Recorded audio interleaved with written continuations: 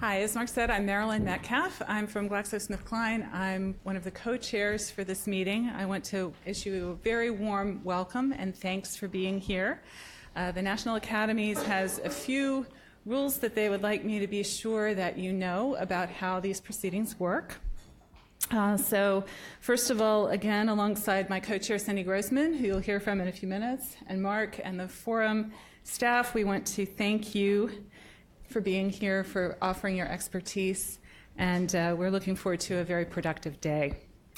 The workshop is being hosted by the National Academies Forum on Drug Discovery, Development, and Translation.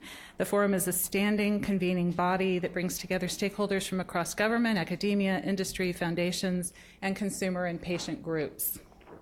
It fosters collaboration, communication, and action in a neutral setting on issues of mutual interest across the drug R&D lifecycle. And it hosts workshops like the one today, although this one is a bit of a new format, so we're excited about that as well.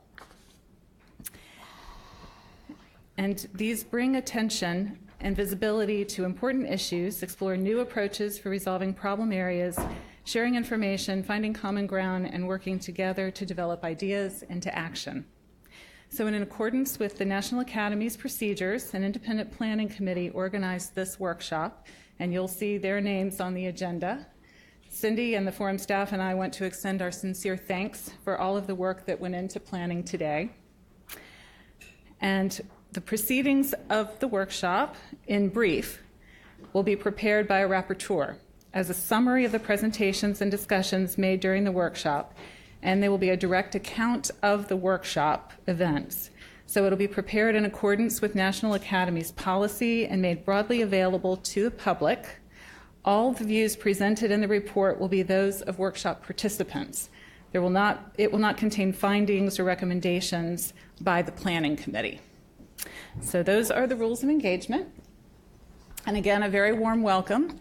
A little background, the Collaborative is an existing body that started in 2017 in association with the Forum on Drug Discovery, Development, and Translation. And the Action Collaborative was looking at what was already ongoing in the field and agreed that they wanted to do an in-depth assessment of the gaps in knowledge and other barriers around the science of patient input. So as you already know, you are the experts in this field already. So we're not focusing on what we already know. What we want to do is move forward into the areas that we don't know, where we want to develop the things that we wish we were doing. So our objective for today is to build on the gaps to show what they are so that this Action Collaborative then can build the research agenda. So we're in the blue workshop bubble, and we have the fun today of talking about what needs to be done. But obviously, in this short span of time, we're not going to solve any of the problems. We're going to flag up where we'd like to go next. And we'll have three main areas of focus, as you may already know. Understanding patient experience with disease and medical condition, patient perspectives as well as preferences on benefit risk, and patient input on clinical trial development and continuous improvement. After much work around the survey and talking with experts, we felt like these were the areas of focus that would be the most productive, and also where they had the most opportunity, again, for new ideas and new learning. So all medical products are on the table: drugs, biologics, devices, health promotion, disease prevention, methodologies, mixed qualitative, quantitative, existing and new data sources. So that includes social media, natural language processing, and also all of the emerging data that you may know about that we need to think about and haven't really talked about yet. There are just a few things out of scope. We're trying to keep this very broad. So we don't want to focus on disease-specific fit-for-purpose applications of the science or development and validation of PROs specifically, or applications specific to the regulatory decision-making, healthcare delivery, and post-market decision-making that are a bit later.